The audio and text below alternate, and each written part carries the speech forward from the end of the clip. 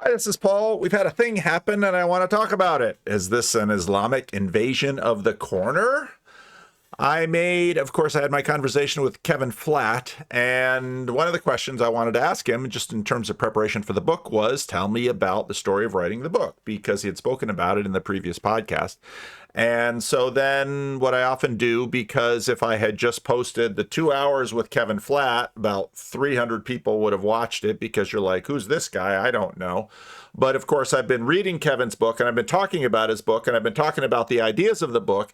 So then to have people actually watch my conversation with Kevin, I usually sort of chop things up, put different titles on the different segments, and off we go. And so this segment was entitled, Studying Islam Can Open Your Eyes to How Weird the West Is. Now, weird in this case obviously means Western, educated, industrialized, rich, and democratic. This was coined in 2010 by a team of cultural psychologists and evolutionary biologists at the University of British Columbia, partly because psychology was sort of breaking down as a science, because most psychological determinations, this is going to get into this whole question of natural, most psychological determinations were done on college students who could be bought cheaply to avail themselves of a study, and then what American college students said or did within the study then sort of gets extrapolated throughout the whole world, and it was a complete disaster. I had no idea this video was going to blow up this way. If you look on this little screen here, if you see way down here, this is typical video performance way down there. And 2.5 days into this, Algo said, I bet you I know some people who want to watch this video. Some people who like Islam. So if you go to the video, the comments are really quite interesting, and there's a ton of really good comments. This comment has 168 thumbs up, which is a lot even for but most of the commenters in my comment sections like to write rather than necessarily vote up, but 168 people voted up this comment. I mean, Islam is our code of life, an explanation of, and provides insight to the meta of the universe as well. Things that are in many ways contrary to how the world thinks, and you witness it all around you when you put it to work. This is a sacred social order. At some point, you have the question of laws versus law. I mean, this is a very big, old conversation. One small example of many, many explanations of the behind the scene. Okay, behind the scene. The things that's behind the thing that's behind the thing. That's a Luke Thompsonism. In Islam, there's an explicit saying of our prophet that says that those who earn wealth through unlawful or unethical means, while they think their wealth is increasing, it is actually decreasing in blessing. When we see this when we see some of the richest suffer with life, loss of family, depression, anxiety, stress. Now, I really like this, because if religion is that which is highest and how to get there, that can very easily devolve into sort of a reductionist common religion where you're just always working to make things work. And of course, the crucifixion of Jesus and the book of Job sort of throw a monkey wrench into that. And the opposite of the ones with very little but honest means who rely on Allah do not fear loss, because they have faith and they will always be taken care of, and they're some of the most content people. And that's true. The difficulty, of course, is that the Bible says the same thing. The Anawim, blessed are the poor in spirit, for theirs is the kingdom of God. Jesus, and of course, Jesus is seen as a prophet in Islam. So it's an interesting relationship. On the flip side, our prophet said that those who spend openly on the poor and in charity, while it appears to them their wealth is decreasing, is actually increasing in blessing. Don't store up for yourselves heaps. The word in the New Testament in the Sermon on the Mount is heaps. So here you have, and I really appreciate this, because of course, I went back to my Richard Rowland conversation and thought, because I was thinking about that when I was thinking about Dawn, so I went back to that, and then I decided, let's make some clips out of that. And I made this fun clip. When they get to the Medusa, Virgil blindfolds Dante, or has him close his eyes, I forget which is itself important, because vision, like vision and blindness and everything, is like one of the major themes of the comedy. But the point of this is that even though, like, yes, we're victorious over all these things, like there are still some things that's just not good to stare too long at, right? Because they'll turn you to stone. Like they'll harden your heart, they'll harden your, like, you'll become. So there's some things like, so and within the, so I have a group that meets on Friday nights and reads the Divine Comedy. We have a code kind of for this, for people who, like, you know, if somebody like reads the wrong news article today and starts going off on a, like, starts going in an unhelpful direction, would be like, all right, buddy, you're staring at the Medusa again. You're not wrong. Nothing you're saying is wrong, but you need to, like, just close your eyes, focus on Christ, go do something beautiful, listen to some beautiful music, or like take a walk, or just like something, right? Which is maybe an important thing for those of us who live these kind of online existences. I love that you're focusing on the Medusa. So this commenter continues, and of course, brand new commenters. I mean, I noticed when I started making the shorts that a bunch of old commenters were reactivated, and then new commenters came in. But of course, this video brought in a whole different tide of people. And his last sentence: this is why Islam operates more than just in faith. It explains it explains to you the inner workings of every aspect of this world, so operate accordingly. And you will find a whole bunch of comments very similar to that in this video. So if you haven't looked at the comments in this video, I haven't even been through all of them yet. But it is, you know, basically what, when we're talking about a sacred social order, this basically, all of the comments are saying the same thing. Also today, I released these 12 minutes from my conversation with Nathan Jacobs that I should post soon. I usually post these things when I get busy with other things, and so don't have a chance to have a lot of content. But it's in No Wait, No Ads, and it will come out. And often by the time I set the whole thing out, it's been mostly put out there in comments before I put the whole thing out. If you can't wait to watch the whole thing, you can pay $7 and you can watch the whole thing all at once. But the previous video, I talked about the Roman Catholic Church sort of being like Apple. It's your one-stop shopping. You have your Pope on the top, and then Protestant churches, and then Orthodoxy. And a lot of people wanted to know what Nathan says about that. And so this is the second part of that. And he talks about well, let's play some of it. As offers this promise, you know, why isn't there an Orthodox Pope? Yeah. So I on the one hand, what I want to say is I think there's something valid about the idea of saying, like, look, I don't want to have the burden of learning the entire history of ideas and figuring it out. Nor am I capable of it. Nor am I capable, right? And this is actually one of the things that I think was always laughable about the Enlightenment, right? You read Kant's What is Enlightenment, and you sort of scrutinize this. You scrutinize this concept of enlightenment, and you're like, really? I'm supposed to learn as much about medicine. I'm supposed to learn enough about medicine to be able to scrutinize a medical expert's judgments for my. And of course, because Nathan picked this topic post-COVID, he drew some fire in the comments. His point, though, is that in some ways, part of what individualism and the Enlightenment does is sets each of us up as sort of judge and jury of the world. And none of us are able to do that. And he for a while sort of lauds the reality of experts, but part of what has happened with the recession of modernity is the loss of experts.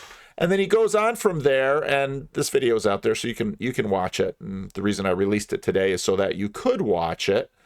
So he talks about basic trust, and then he talks about partly this thesis I have that when Rod Dreher talks about reenchantment, it's really not the right word. It's sort of an expanding what has been thinned out.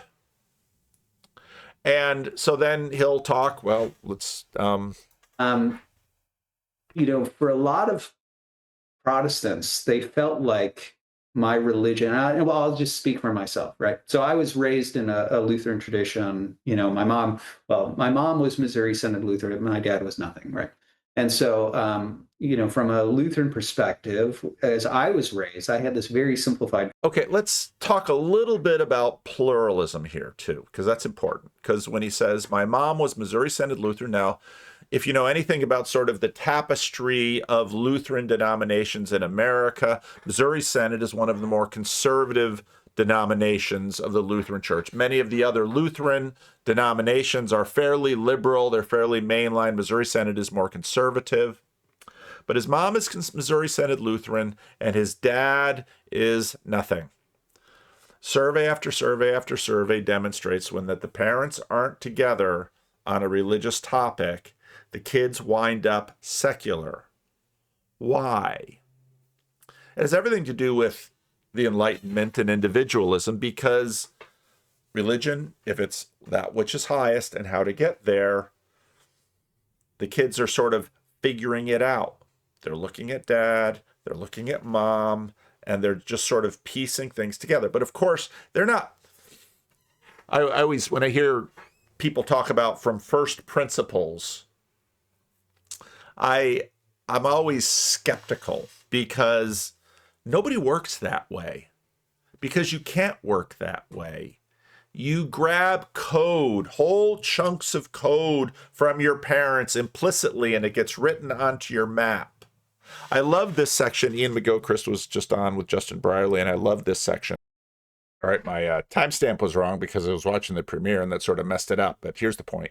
Really, to sort of where this conversation took us, and that is obviously the nature of consciousness itself. Is it this emergent property from a material substrate?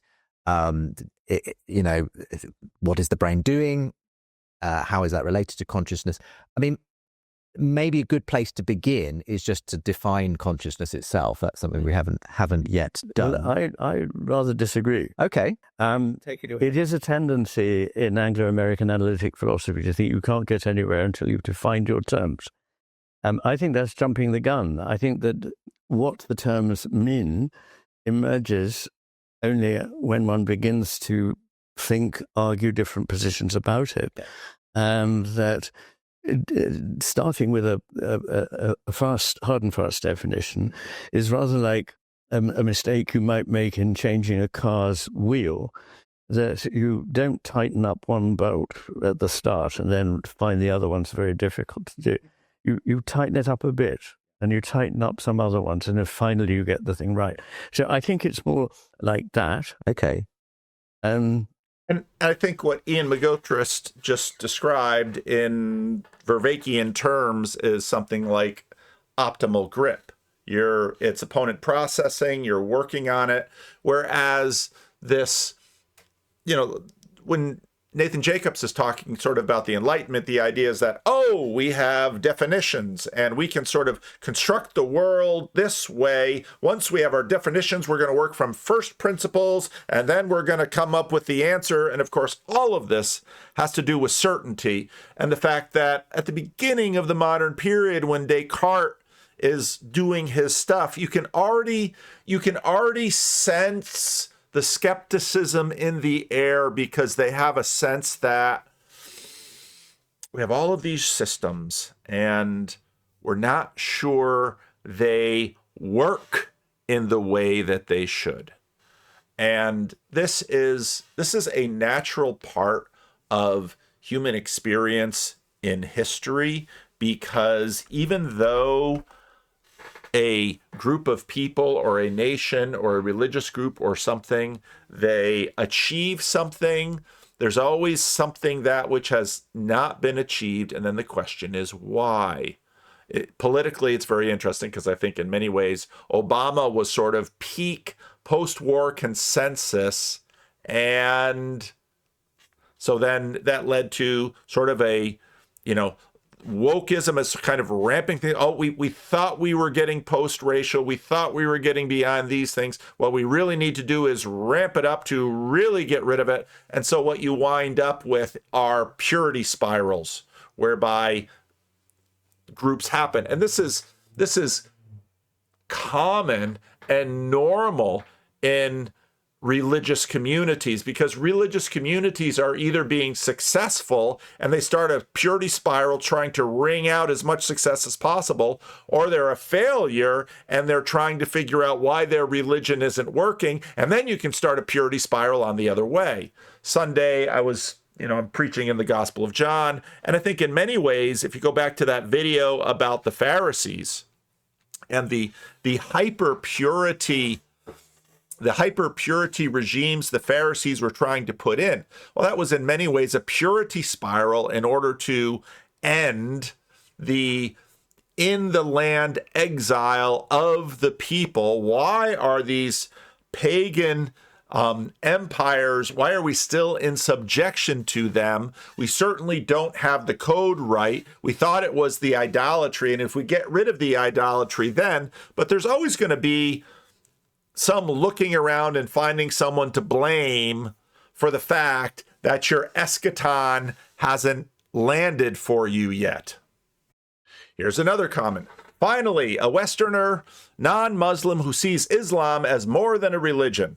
So what's interesting, it's what's happening is that as more and more Muslims are living in the West, are accustomed to Western thought, Western media. And of course, if you go back to Osama bin Laden and the 80s and 90s, there was a lot of concern about American troops on the ground in Saudi Arabia. There was concern about Western media influencing youth. But of course, part of what happens is with pluralism, you get this familiarity back and forth.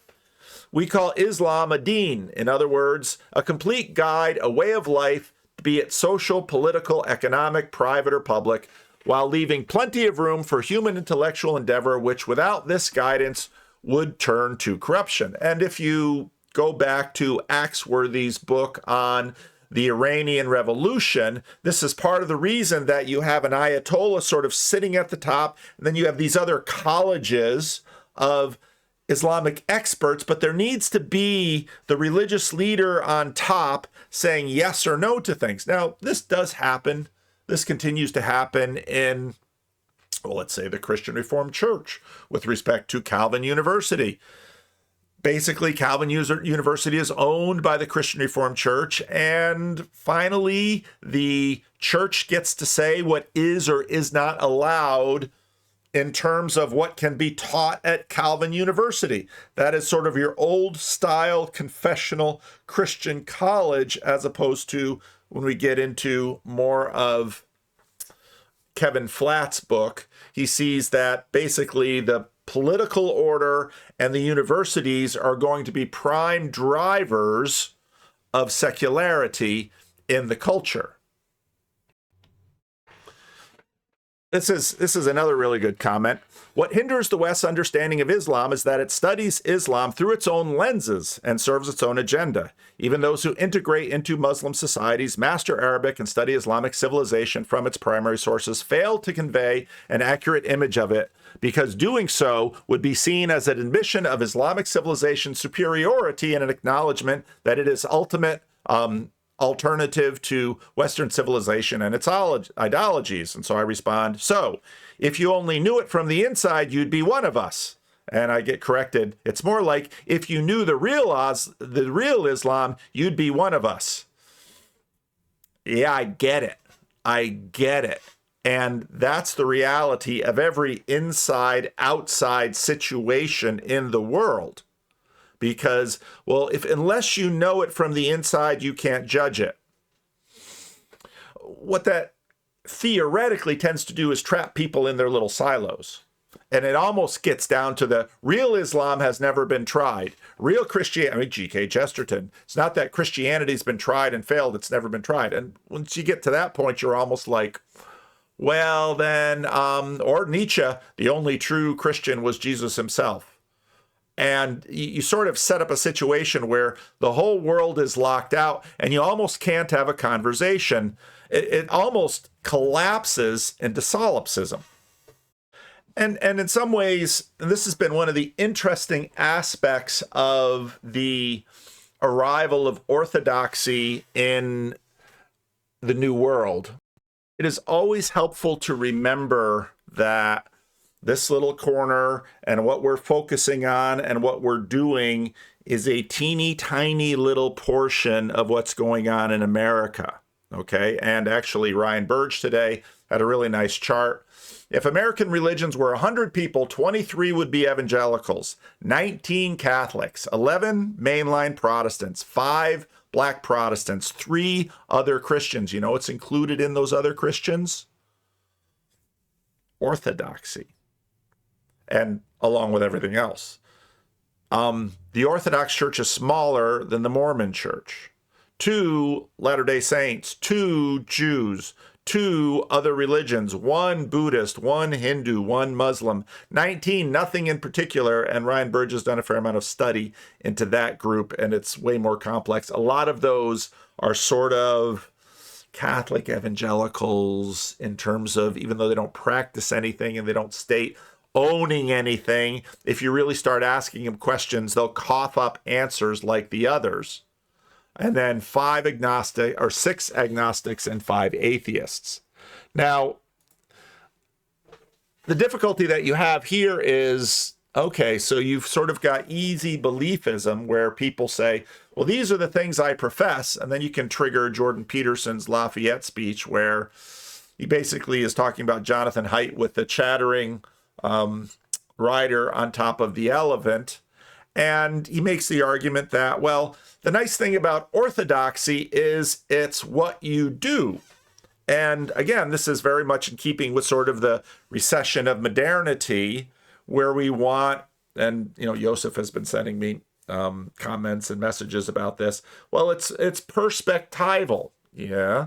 It's participatory, yeah. It's procedural, yeah, as opposed to merely propositional. So basically what Nathan says here is what we've been talking about, that with the recession of modernity, at least what the rider on the elephant consciously is recognizing is that the propositional is sort of receding, and we're recognizing, I think, that we've always sort of understood and known that the procedural and the perspectival and the participatory have been far more important in the living of, whether you want to call it religion or a worldview, that's a lot more that's been going on, but now we're just sort of seeing it more.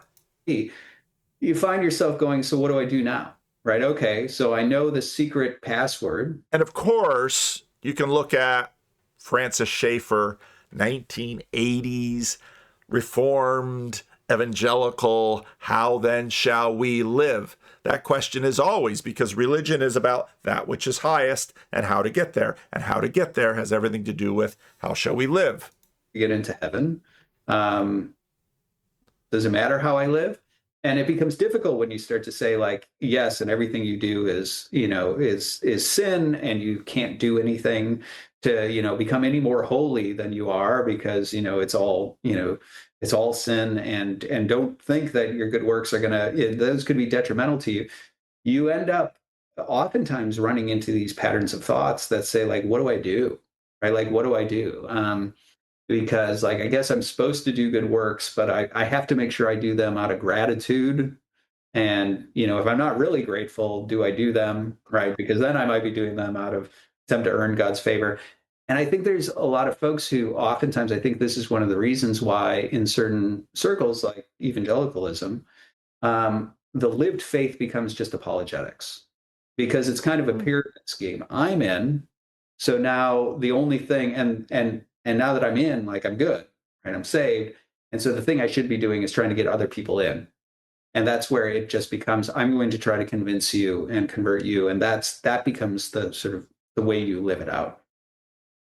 And I think for a lot of Protestants, because of the sort of head nature of it, they oftentimes find themselves with this disconnected, how do I live, right? What is the fleshed nature of this?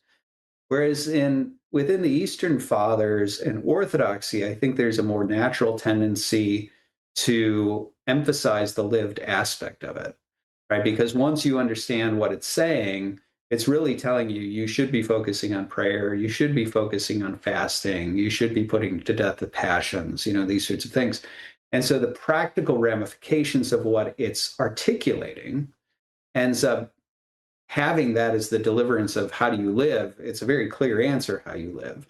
And also, because there's a resistance to the idea that true knowledge of God is really in the sort of propositional understanding of God, but it's something that's also supposed to be, something that is a participatory experience of God. Again, it sort of pushes you to not get stuck in the rut of talking about God, but sort of entering into this. And different, you've got pietism, you've got, basically when I look at church history, you have the 4 P's that John Vervaeke talks about in terms of the 4 P's of knowing. You have those sort of flowing under the surface while the rider on the elephant can only see certain things. And you just regularly find when you read back, even you look at Renovare and Dallas Willard and the resurgence in spiritual practices, you look at John Mark Comer.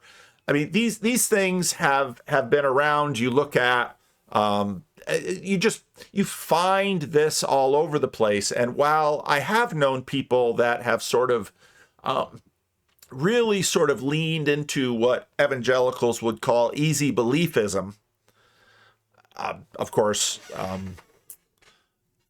Dietrich Bonhoeffer writes a really wonderful book on cheap grace. Pretty much everyone has a code. But part of what happens is how extensive is this code? And part of what sort of, I think, disrupts religion and leans us into secularity is that you begin to have questions of performance that, well, I want, and I think this especially rises in the modern period where Ian McGilchrist, I think, talks about this well, where in many ways our imaginaries, our maps of the world really get impacted by the kind of power we begin to realize through technology. Now, again, science is always considered this God, but read The Blind Spot, take a look at the scientisms up there.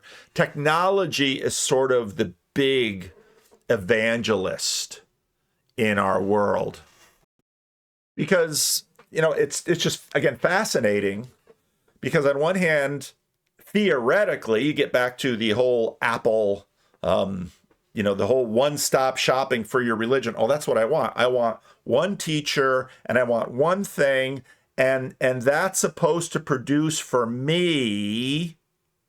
Produce for you what? Well, what I'm looking for. Well, what are you looking for? Because the truth is, let's say if you have a particular illness, you're looking for relief or curing from that illness. And then you're going to look for something else. And then you're going to look for something else. And then you're going to look for something else.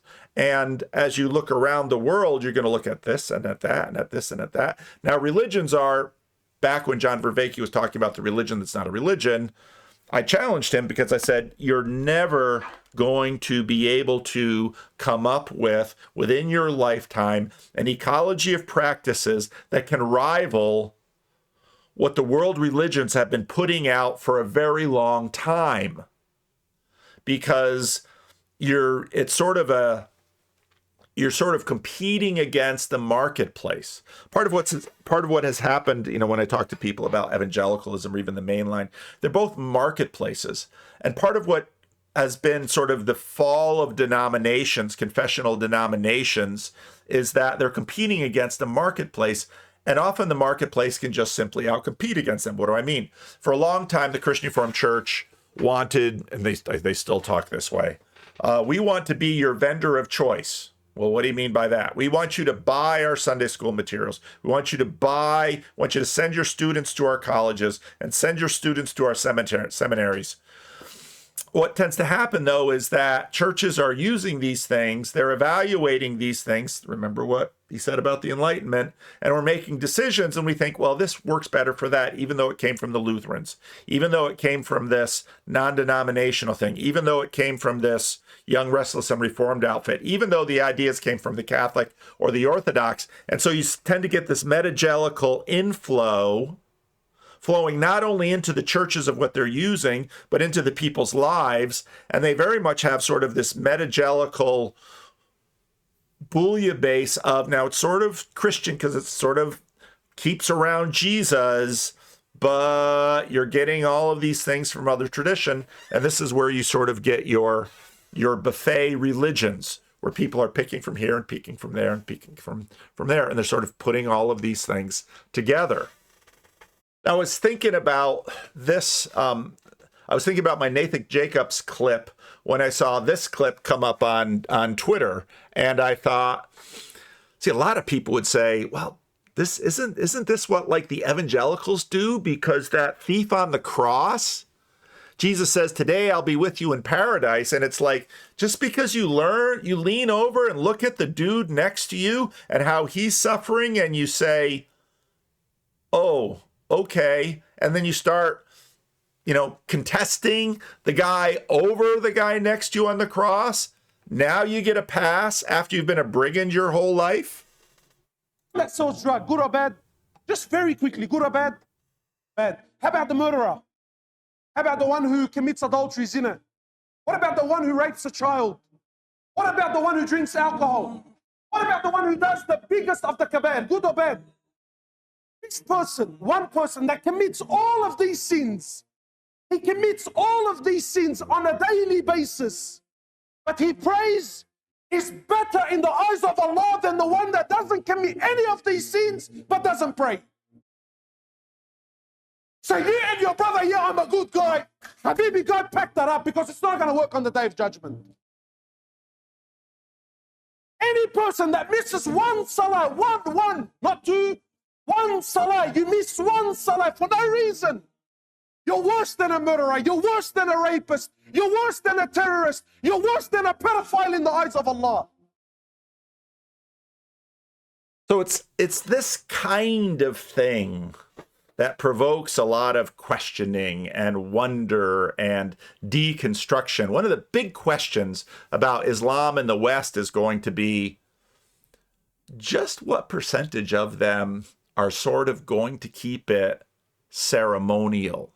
In other words, and this was where we get into this non-overlapping magisteria that, see, part of the benefit of living in a place like America, where you actually have a religious marketplace, it's like everything's out there in the marketplace. And then you see something like this.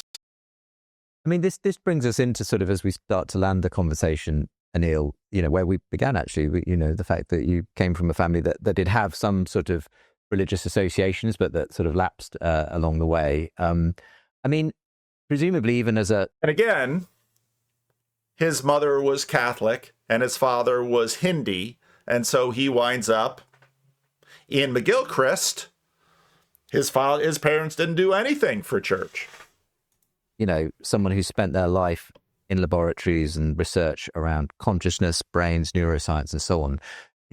I can imagine you're very sympathetic to those who do go in the direction of Ian, seeing that there must be a sort of spiritual, ultimate kind of mind behind things into which... Now, it's been a long time since I've done videos entitled Words That Fudge, and believe me, those did not rocket up the hierarchies like studying Islam. But just pay attention to the fudginess of the word spiritual here, because on one hand, I've got dozens of Islamic countries that comments, and we've got a real live Claire in our midst too, that say, hey, bub, look, here's the rules. Follow the rules, you'll be blessed. Violate the rules, you'll be cursed. You can find it in the book of Deuteronomy. It's common religion. karma is this one, I had never heard of him before. Is this cognitive scientist down for that? Just listen to how he talks about spiritual. We can tap into essentially through meditation, prayer, and those sorts of things. I don't know if that's anything you've ever been drawn towards yourself as someone interested in brain states and consciousness, but do you see a value at least in those kinds of approaches to? Very much. I think it's abundantly evident that the society we live in now is desperate for some sort of spiritual renewal. The sort of the promise of a completely spiritual, a world denuded of any kind of spirituality is turning out to be not the world that's really a world we want to live in or we want to raise our children in. I think this follows from the kinds of creatures that we are, and whether we were always going to be that way or whether we've just turned out to be that way. So now again, he's not saying there's a sacred social order. He's just saying we just have these needs. And one of the most mysterious needs that we have is for something spiritual. And I think anybody who lives in the West can sort of know that, well, is spirituality more like a feeling or a physics equation? Well, a feeling, definitely. It's this need for a feeling that we want to feel attached and we want to feel like we belong. So it's a psychological feeling that you're telling me. Oh yeah, it's a psychological feeling. That is the way that we are. We have this need, and I think it seems that society more generally is reorienting a little bit that way, but it's doing it in many different ways. So as you said, there's a resurgence of people involved in meditation, and some people get their spiritual fix from psychedelics, other things as well. From fix. It's such a tell of a word. It's like, again, back to the secularization. Well, I'm just walking around regular life, but then I have this mysterious feeling in me. Have you ever watched a kid vomit for the first time that they can remember? It's, again, I had 5 kids. You just learn a lot watching kids. And so there's this little kid, there might be, 3 or 4 or 5 or something. And then it's like, then up it comes. And then they're terrified. Like, what is happening to me? My mouth only goes one way and it went the other way. And mom and dad come in and rub their back and pull them out of bed and take up the sheet and put in a new sheet and say, it's okay. You're just fine. But I've never done this before. Actually, you've done it a lot. I mean, when you're a baby, you would just spit up, but you'll be fine. Trust me. And they are. So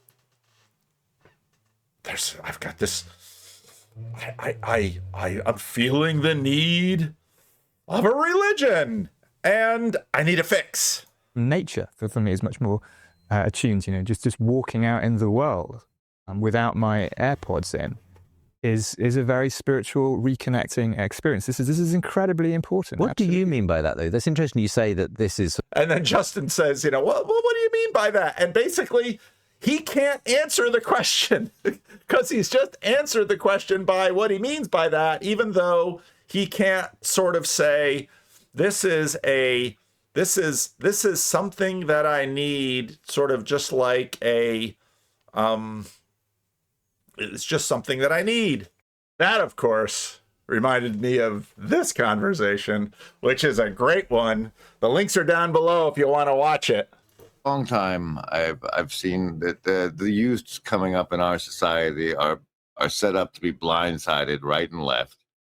And so I always kind of keep in mind a target demographic of like a 14, 15-year-old that's just being exposed to reality. What little nugget might guide them on the way. And I thought you'd be a great person to ask for one for the close of this recording. So, like, what would you say to like a Gen A or whatever that accidentally stumbles upon this synchronistically about the world they find themselves in? What? Yeah. Heads up, kid. Blank. Yeah. I'm always repeating the same thing. That's the thing. I think now the key is to live in reality, live in nature. That's what I think. I keep repeating that. That's what I have to. That's my advice to people always. Right now, anyway. I think we feel like we're living in a simulation because we kind of are in many ways. We're on the internet, we're in games, we're on TV, we're watching TV, we're doing all these things that are simulations, and then we feel like we're in a fake world. But I mean, if you go outside and you build something, or you dig a ditch, or you chop some wood, or you go do something real in nature, do that for a week. Okay.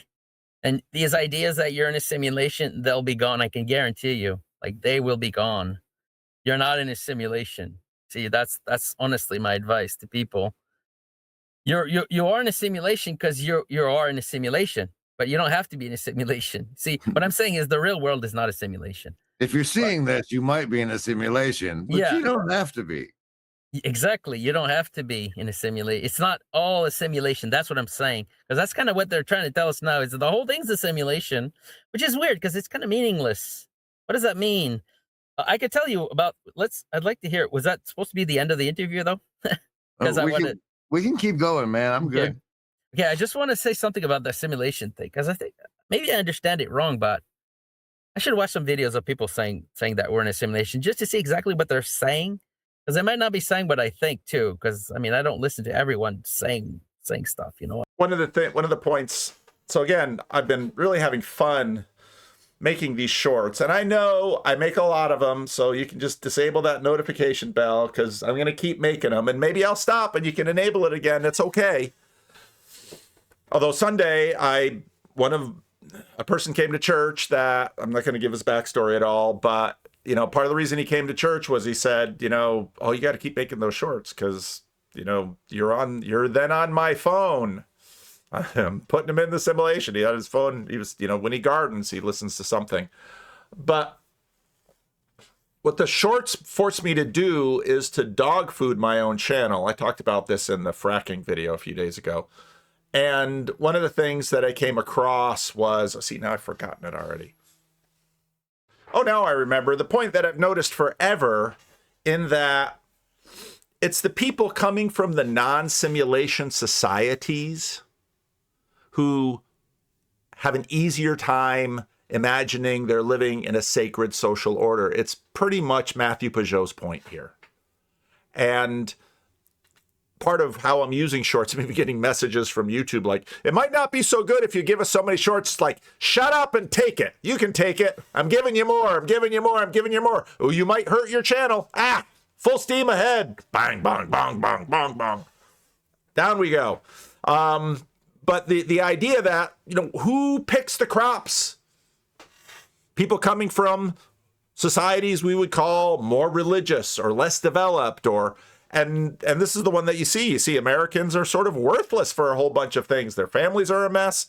And so in some ways you could look at the ideas of, hey, at least here I inherited a tradition with Islam. And many in the corner have been saying things like this. I woke up this morning thinking about a lot of these issues and thinking about sort of a hierarchy of human formation. And, you know, it's really hard to talk about these huge world religions competing when the reality is that, again, they share a lot of code. And you know, C.S. Lewis made this observation at the back of The Abolition of Man that many of these laws, so Rationality Rules was trying to hang that on Glenn Scrivener's neck in their conversation, that, hey, Hammurabi and Moses, they got some of the same codes. And in this one, Hammurabi's code seems a little better. And on and on and on. And so you can look at the Islamic world and you can find a real tradition of hospitality. And, you know, but the issue, of course, is that the world is insanely complex. Combinatorial explosiveness.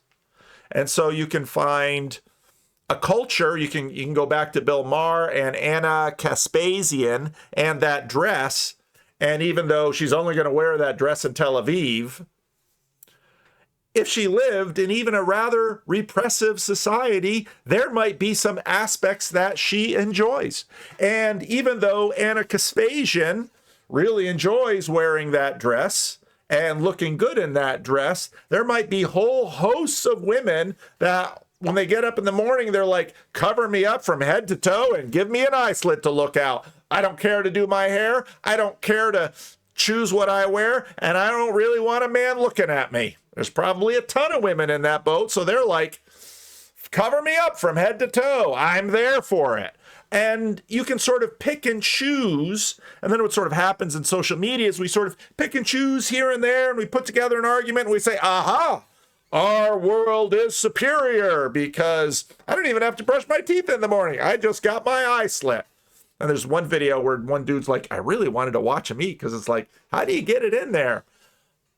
The world is big that way. And people have their preferences. And of course, their preferences, their ideas of good, bad, right, and wrong. Another thing that I got from dog fooding was the point that rationality rules. The points he makes in that room are like, yeah, you know, if you made that point in a room in Kenya, I don't think it'd go over like that. One of the things you learn as a preacher, you know what it is? Know your audience. Why? Because communication is transjective. And I remember when I was trying to talk to the Haitians about that these Canadian work teams that were coming down to build church building for them were actually sacrificing to do this, and that they should not take the gift lightly, because their impression of North Americans is that we're just all fabulously wealthy, and we are. But the point that I made, I had to communicate to them that these churches were giving sacrificially in order to get the money to send a team down to build a church so they could have a better church to work in, and that this was costing these teams something. In fact, it was costing them a lot. Now, I couldn't sort of give them the whole picture from the eyes of the other person. Remember that Islam? Well, if you saw the world through Islamic eyes, you'd be a Muslim. If I saw the world through a dog's eyes, I'd be a dog. The argument doesn't go anywhere. So I would say to the Haitians, I would say, you know, they had to sell things. They would take things out of their house and they would sell them in order to raise the money to build your church. The Haitians looked at me like, really? Now, why did that make such an impression? Now, there's a little trick I was playing. It's one of these pastor tricks. The Dominican peso or the Haitian goud wasn't worth that much. And it would slide, you know, when North America had a hiccup. And so nobody there would have a whole bunch of pesos in the bank. They'd try to get dollars if they could. But if you were a poor person, if you had a little bit of money come in and you wanted to hold that money, you might buy a radio or a television set. And to us in North America, we hear that it's like household items. They lose their value like this. But there they don't. They're a household value, you know, something that you hold. If you manage to go to the capital city and buy it at the slightly cheaper store, and then you sold it in like the town I was living in, there's like a markup. You can make money that way. And in fact, many people did in the marketplace. And so what would happen when times got really hard, you would buy that TV. And then if you lost your job or the rains came at the wrong time and you lost your guandules, you would take that television to the market and you would sell it. That meant times were hard and you were doing something sacrificial. Now, I knew that the Canadians would do a garage sale to raise a little bit of money, but they did give sacrificially to help put up that church. But if I just said they gave sacrificially, that wouldn't make a difference. You have to show it, don't tell it, as the old story goes. And so when I sort of engineered that little story, then the Haitians appreciated that the Canadians were stretching themselves. And, you know, it was the flight down and it was the stay and it was the building materials. Because the truth was with those work teams, if they had just sent the money, we could have built a building cheaper. But as is the case with almost every ministry endeavor, when we have our estuary work day, I always tell people, It's not so much how much work we get done. It's the time we spend together and the relationships that we build together. That's the work of ministry. Benjamin Boyce had Warren Smith on, and Benjamin Boyce asks Warren, it's really interesting, do you think these other cultures could adopt our way of living? And of course, the video that I just made recently had Tom Holland saying, well, Islam is uniquely indigestible. And that raises the whole question. Could they? Should they? And then all sorts of, is this a cultural thing? Where does this value lie? Because, of course, North Americans remember the Iraq War, and the neocons basically sold it as, yeah, you know, we just kick over Saddam and democracy will come up like daisies.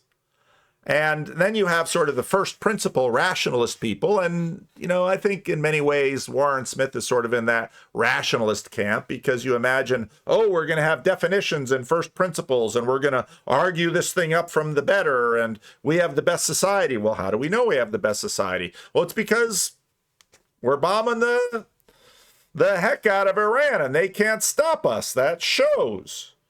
And then you're back to common religion, and you can hear it in a bunch of my sermons. So Benjamin asked him this question, and I thought the answer was interesting because, well, Warren Smith and rationality rules, and pretty much all of us who live in the West, we've been drinking from the same well, and there's stuff in that well, and it ain't natural, but that's the word we use. To them, I think it is possible for people from other cultures to adopt our model. Can we propagate it into Iran? That's another. Now, when I get far enough in the book, we'll talk about, so you got the sacred social order, and then you sort of have the people on the ground, and then what you have in the middle is a culture. Now, you might say, well, you have the law in the middle. Well, again, go back to John Vervaeke's Awakening from the Meaning Crisis, because laws have a difficulty. Now, if you talk about the law sort of in the abstract, then it's like you have the spirit of the law and the letter of the law, but the law has lots of letters. And the difficulty with law is you can't make laws about everything. And so part of what happens, I think, is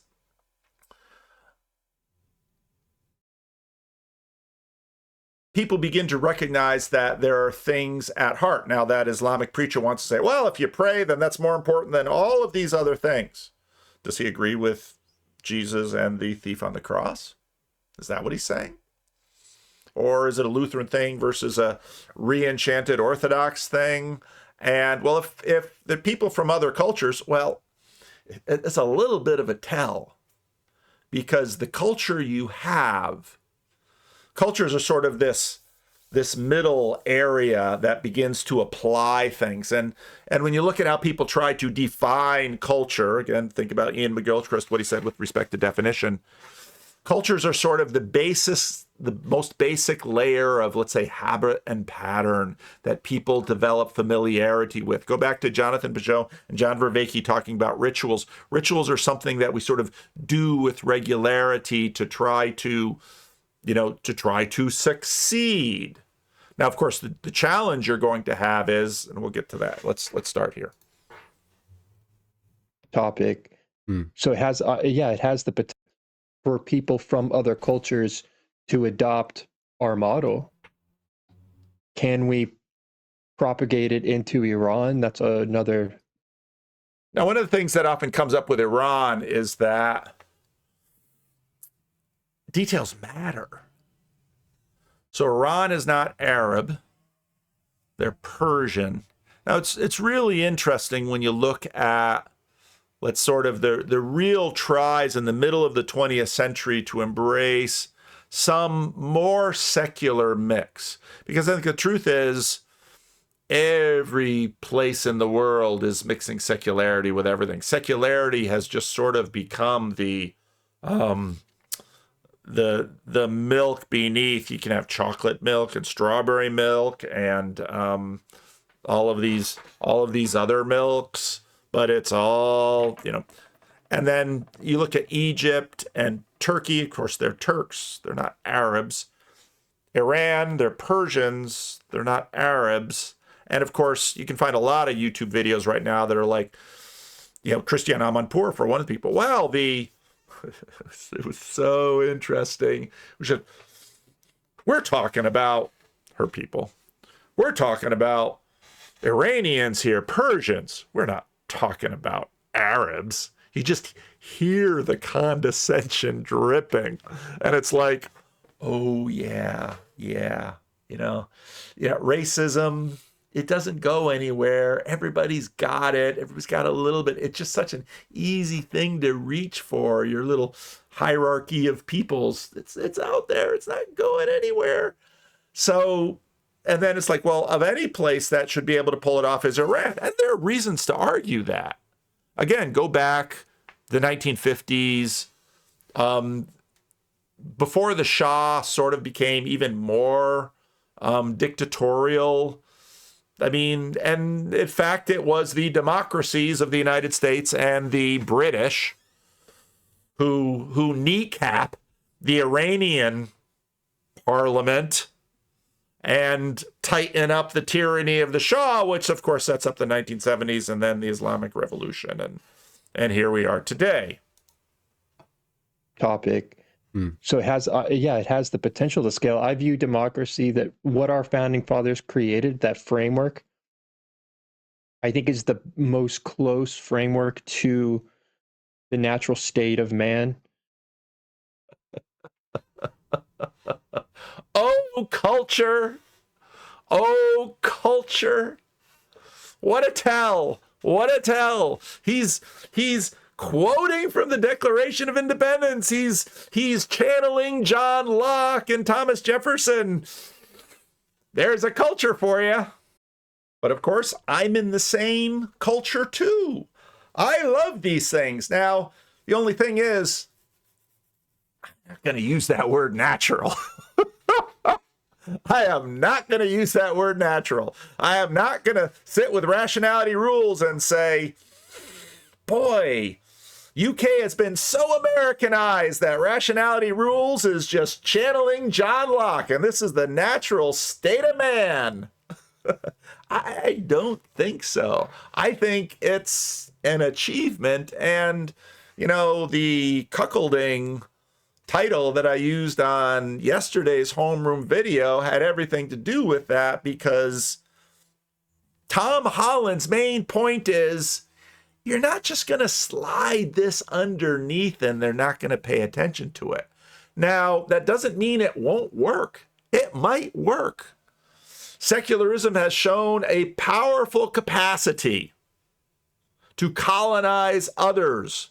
But one might wonder if peak secularity wasn't the 1950s and the 1960s, because you have all of these rumblings in North America about Christian nationalism. And again, we were much more self-consciously comfortable with Protestantism before sort of the late 20th century. And these deep patterns are strong.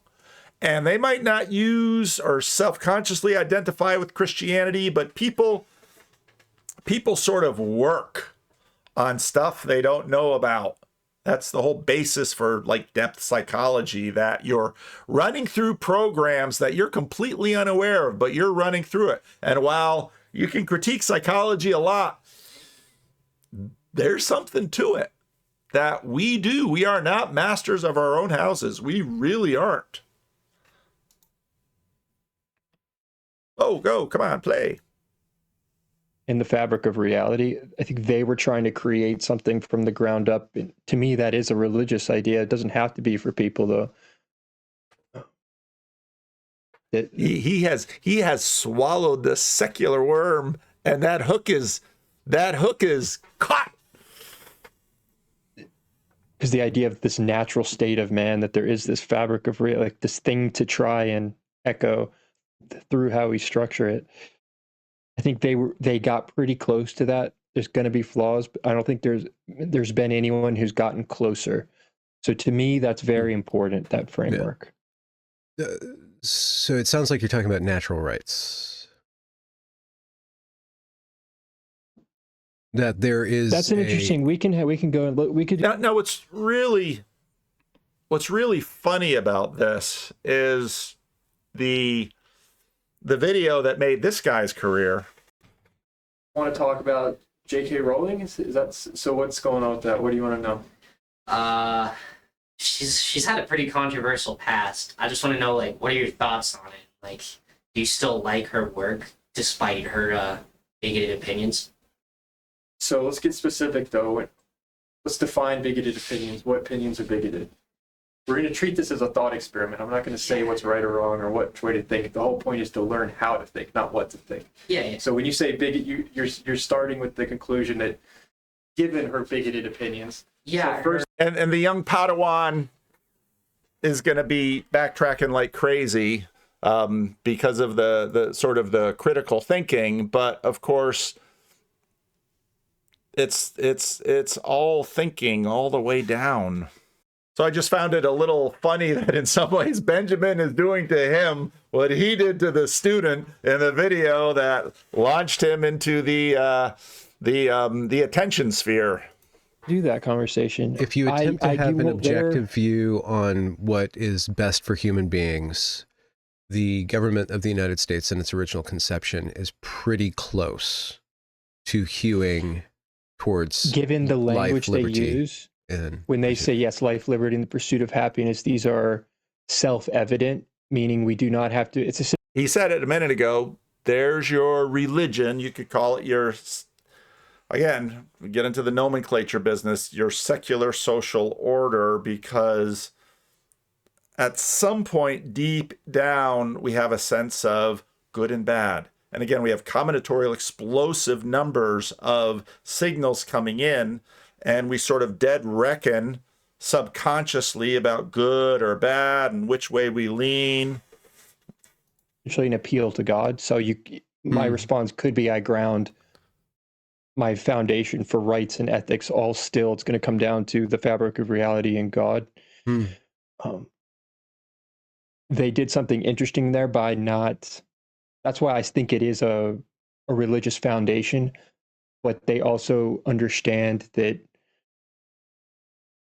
in order to have freedom of religion, it has to be a menu. It has to be voluntary. It's not.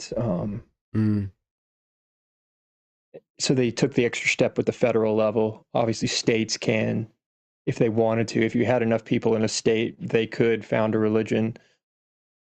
But I do think that is fundamentally a religious idea, still what the founding fathers were creating. I think many of them would say the same thing, but there was that utility aspect to it where they needed to win people. They needed to have people that were skeptical about joining from the other states, feeling like we're going to have the freedom to structure our own religions in our own states how we want. Yeah. They understood the political utility of trying to limit that. And of course, this sort of triggers this other thing. This is hard. So let me give you the best answer I can. Liberal democracy, which is how I'm using the word liberal very broadly. Liberal democracy, which is how our Constitution was written, how our country was founded, was the idea that the government is neutral when it comes to religion and religious beliefs. It does not impose religion and religious beliefs on people. It doesn't impose a worldview on people. It doesn't say, it doesn't hook up to Catholicism or Lutheranism or whatever. And therefore, it's big on freedom of association, freedom of speech. It's a pluralistic society, so you have Jews and Catholics and various kinds of Protestants and atheists, and it doesn't impose a worldview or religious views on people, and or moral values on people. And it came out of the Enlightenment because the Enlightenment was born 100 years before America in the wars of religion. when everybody was fighting, basically people were dying as to which religion my country is going to be. And a lot of the thinkers of Europe came up and said, hey, now we're gonna be adjusting that story, because that's Kevin Flatt's got some buts in terms of that rendition of the story, but we'll get there in future videos. Like and subscribe. You know what? Let's create a society in which there's no one religion that is the official religion, and we are coming together just as reasonable people, and we decide how we want to live together. And we park our religion at the door when we. Now, of course, when he says reasonable people, all the first principles people, all the definition first people say, yeah, we can do that. We can base that on rationality. We can base that on empiricism. It'll be natural. There'll be no religion there. It's not how rationality works. Come into the public realm, and we make laws based on, common good and that kind of thing.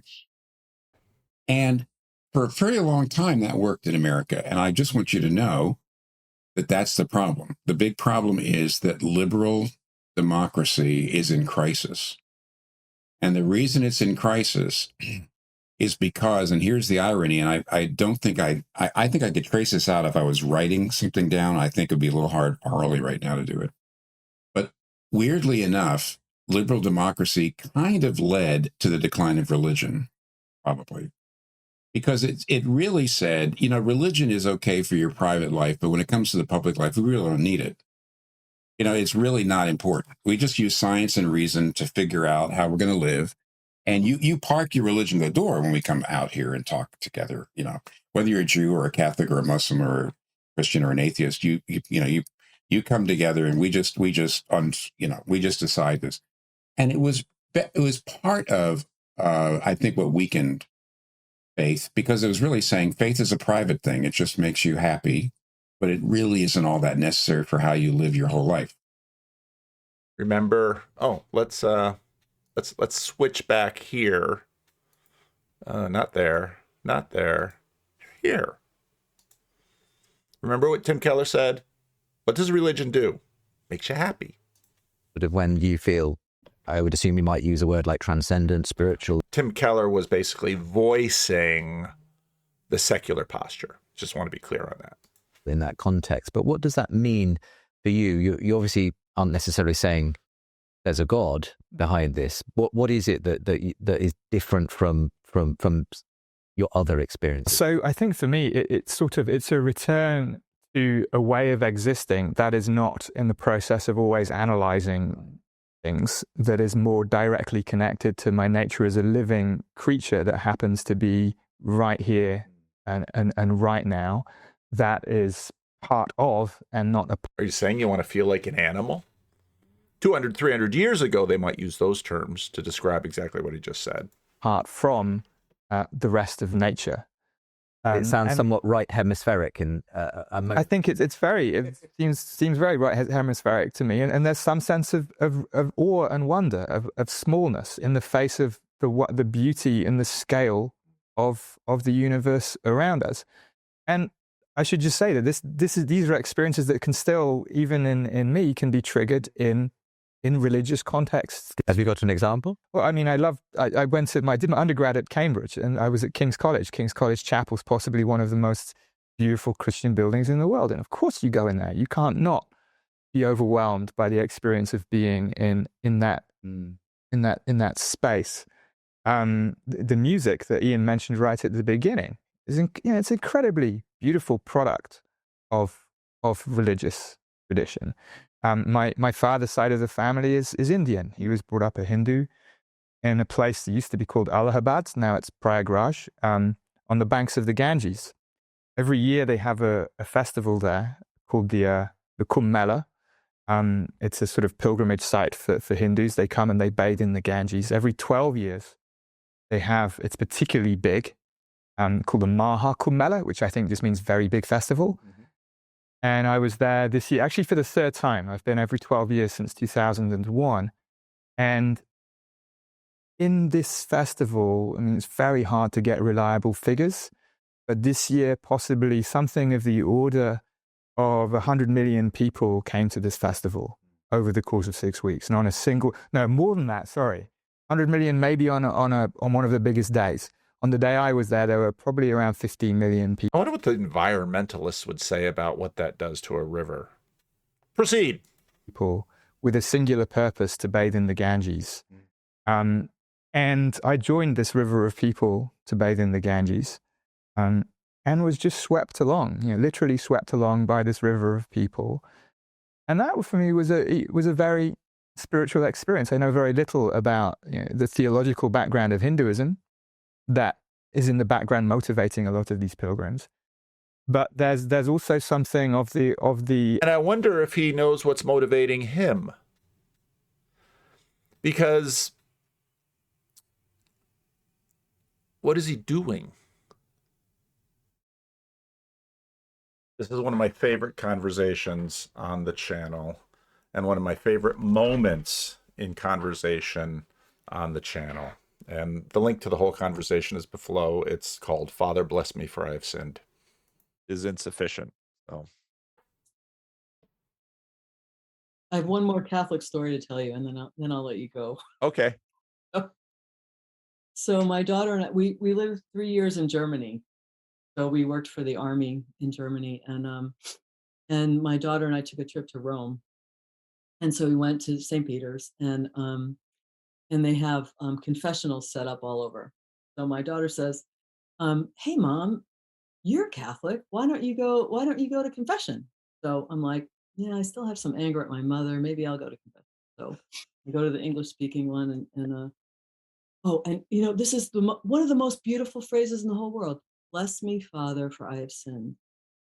Bless me, because I've sinned. Oh my gosh. So I go in and I say, "Yeah, I'm angry. I had this resentment against my mother." And he says, "Well, you go to church?" And I go, "No, I don't. I go to congregational church." And he goes, "Well, you need to come back to the church." And I said, "Well, my husband and my daughter." And he said, "Do you think this is a joke?" And I thought to myself, "He's right. What am I doing here?" Like my father, the idea that the communion was so important to him, and I was just playing around. And I think most people, if you said that, would get really indignant. And I was like, "No." And I left no longer a Catholic. My stepmother said to me one time when I went up to communion, meanwhile, they can't go to communion, but what do? I go to communion? I just think we talk a lot about respect and all that stuff, and I was like, "No, you can't exclude me. No, you don't belong here anymore." So, but you can't take the Catholic out of the girl. No, I've seen that before. Just like if you watch any of Paul Schrader's movie, you can't take the Christian Reformed Church out of the boy. Oh, another short that I just made. And there's something like you can look at that and say, oh, this is a problem with traditional Christianity, that it has people like this. But I think that actually maybe it's the other way around. Maybe this is one of the great strengths. Yeah. Is that there was something about your experience as a child that went so deep in your bones that no matter how far you wander from God, yep, there's something that kind of brings you back around at the end. Yep. And, like maybe this is not a Calvinist thing to say, but, maybe in the end, that's the thing that saves you. All right. Got to make our way back out of this. Whatever. But the fact is that when religion started to decline, the thing that now, I have some atheist friends who admit this, the thing that actually held us together was not freedom of speech, freedom of association, using our reason. What held us together was like 80% of the population went to either a Catholic or a Protestant church. They actually went. And that even though, the liberals and conservatives in Congress were arguing over taxes or unions, but they would never argue over same-sex marriage. They all thought it was be a horrible thing. In other words, everybody was a nominal, 80-90% of people were nominal Christians. And because they were nominal Christians, they had a moral base, and they lived with the illusion that we're really not a Christian country, we're a secular country. But the fact is they'd never really had to deal with pluralism using liberal democratic structure. And when real pluralism came along, we found out we couldn't abide it. And so now here's the first thing that happened. The first group of people that actually moved away from liberal democracy into we're going to impose our worldview on you were the progressives. They were the first people to start doing it. Rowan Williams, Archbishop of Canterbury, former, he calls it programmatic secularism rather than procedural secularism.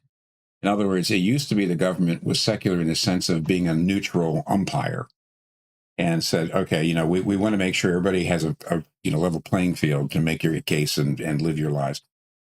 But programmatic secularism goes like this. Put it this way. In the 60s and 70s, even the 50s, if somebody wrote a book saying it's okay to be gay, that would probably be not publishable because it would be banned as obscene speech, right? Today, if you try to write a book or say it's not okay to be gay, now it's also condemned as obscene speech, except it's called hate speech. And what's happened is there was a kind of hegemony. It wasn't pluralistic. There was a kind of nominal Christian hegemony that really did run things. And when that fell apart, now we realize, well, who's going to get in charge of defining hate speech and obscene speech? And progressives said, we're going to do it. And so what they actually have done is they are imposing a kind of programmatic, hard secularism. And conservatives and Christians have seen that. They say, you know what, you're not being neutral anymore. You're really actually pushing. You're actually saying you have to keep your religion totally, totally private, when our religion doesn't allow that. Now, by the way, it's the same problem with Islam. So they're going to have the more Muslims that are here, the more problems they're going to have there too. But the issue is that conservatives are pushing back, wrongly, I think, and are saying, yeah, liberal democracy doesn't work. There's a lot of conservatives saying we need Christian nationalism. We actually need to get, the state needs to be overtly Christian, overtly Protestant, or there needs to be, the Catholic integralists say that the Catholic Church should be the state church.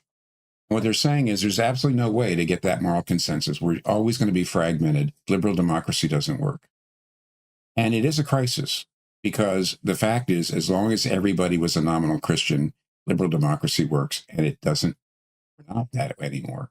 Liberal democracy undermined Christianity and religion in general, and created this situation where we truly are divided. And now the old liberal democratic proceduralism doesn't bring us together. We're just at each other's throats. We have alternate views of reality, totally different views of reality. And I don't have a good way forward. I mean, if you were asking me that question, I'm not going to answer it because I'm actually thinking it out. I still think liberal democracy is way better than Catholic integralism or Protestant Christian nationalism. But I also feel like you've got to call out the progressives, to say this, what you consider democracy actually isn't. It is actually an imposition of your worldview on us. So I feel like we have to call both sides out. But when I do that, I am, maybe Carrie, I am called both sidism, playing, or being, trying to be apolitical when you can't be. I don't think that's possible. But I do think it's fair to say, sorry, right and left, I don't know what the alternative is, but what you are proposing is absolutely wrong. Will never really work. From the federal level. But of course, the federal level ends up imposing its own morality and dictates on the states by forcing them to be well, see, forcing them to be religious. How is How's the federal government forcing people? Well, you could make an argument, but forcing them to be a-religious, I don't know the specifics, but like having prayer in schools or having right. And 10 Commandments posted in government buildings. I would probably, if you were going to pass that as law, that's probably not a winning strategy. That's where I would fall down on that. That's nothing to do with my personal religious views. Yeah. So, but Texas has the right to pass that if they want, right? Mm-hmm. And I believe that's what the push was for Texas. I don't think there's a federal push to have 10 Commandments in classrooms. Yeah, well, I'm wondering to what extent the federal government would punish Texas in some way for becoming explicitly Christian rather than. Well, theoretically, they shouldn't. Yeah, they might, and that might change if a Democrat comes into office. But theoretically, given our framework, they shouldn't. Mm-hmm. Mm-hmm. But on the pro-religion side, or enforcing a religious point of view, you have these various well, it's all consensus based, because on some level the Civil Rights Act is a religious claim based on the founding principles that all men are created equal. So the federal government enforcing private businesses to be non-discriminatory based on race is an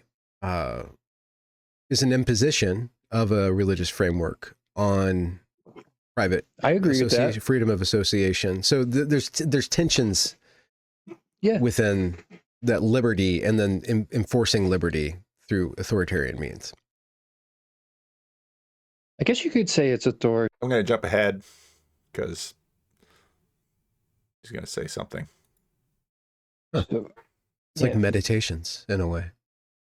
Somewhat, yeah, definitely. Is there like another work that you were consciously, or over the course of writing it, unconsciously modeling it after? I don't know if I was modeling it. I was definitely inspired by the work of Jordan Peterson. Yeah, okay. You know, like in seeing what he was able to, because I had no interest in nonfiction when they approached me about it. I was like, man, no one cares about nonfiction, but what he achieved with the nonfiction book was inspiring because people found it very interesting. I found it very interesting. So that thought was always in my mind that it is possible to write something like this, even an advice form of self-help in some way, but also psychological analysis.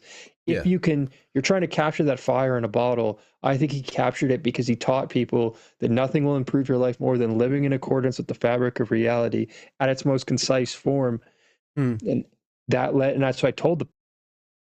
Living according to the fabric of reality. No escaping any of this. Publisher that. And I was like, this is not going to be a book just on how to debate. That's what I'm trying to capture, like, because that is what all this comes down to. And it's not like I'm trying to copy what Jordan Peterson did, but it was an inspiration. How to live in accordance with reality. Living in accordance with the fabric of reality, like what is real. So, and that was such a big thing for him and for all of us at that time, because you had this push for postmodernism was the opposite. Right? So imagine two boats. You've got living in accordance with the fabric of reality is the boat that you're going to get there faster if you sail with the tides and the winds. You're going to get where faster? The wind. You use the wind, as opposed to the postmodernist in the boat. There's no such thing as tides in the wind. It's social conditioning, but we can force our way there by. Well, there's no such thing as there, but human beings are pretty stuck on there.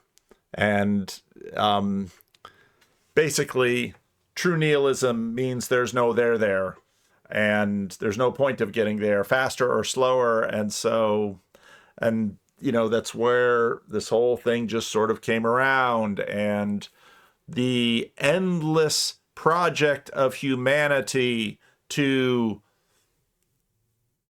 can't live without something highest and a notion of how to get there. And once that's gone, you got nothing. You have these all little theirs here and there, but Anyway, that's enough for this. Leave a comment.